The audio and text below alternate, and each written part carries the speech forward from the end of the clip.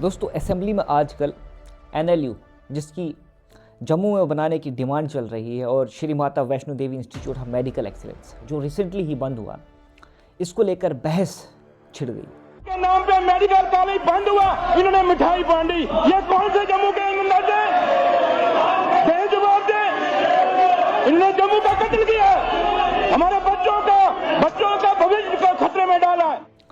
जहां एक तरफ नेशनल कॉन्फ्रेंस के नेताओं और कश्मीर सेंट्रिक पॉलिटिशियंस द्वारा तर्क दिया जा रहा है कि जो लोग कॉलेज बंद करवा सकते हैं उनको NLU किस लिए देना है, ये उसे भी बंद करवा देंगे। ये कहते हैं फर्स्ट डिज़र्व करो फिर डिज़ायर करो।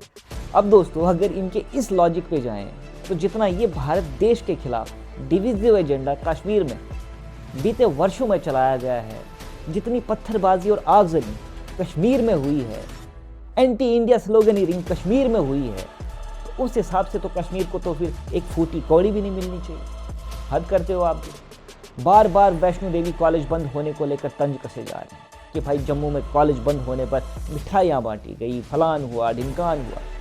अब पहली बात तो ये, और ये जानते भी हैं कि ये कॉलेज नेशनल मेडिकल कमीशन द्वारा बंद किया गया जब उनको इंस्पेक्शन के दौरान लगा कि कॉलेज स्टैंडर्ड्स मीट नहीं कर रहा। पर अब ये बोलेंगे कि भाई मिठाइयाँ भी बांटी गई थी कॉलेज बंद होने के बाद जम्मू में, उसका क्या?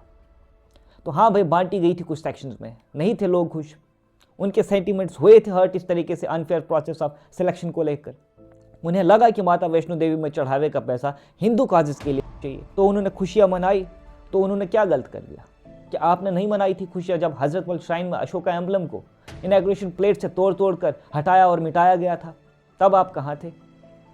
मैं इनसे दोस्तों पूछना चाहता हूँ कि ये पहले इस बात को स्पष्ट करें कि क्या वक्फ बोर्ड द्वारा या किसी भी रिलीजियस इस्लामिक इंस्टीट्यूशन द्वारा कोई भी एजुकेशनल कॉलेज खोला गया है इस देश में जहाँ मैक्सिमम बच्चे मेजॉरिटी कम्युनिटी के पढ़ रहे हों या जहाँ रिजर्वेशन बार ना सेट की गई हो?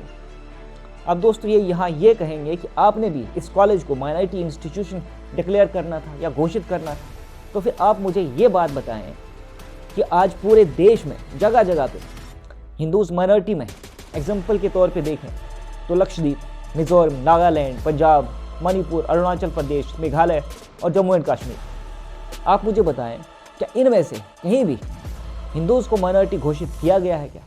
क्या यहाँ इन स्टेट्स और यूटीज़ में किसी भी एजुकेशनल इंस्टीट्यूशन में हिंदूज को माइनॉरिटी मानकर एडमिशन का प्रावधान रखा गया हो?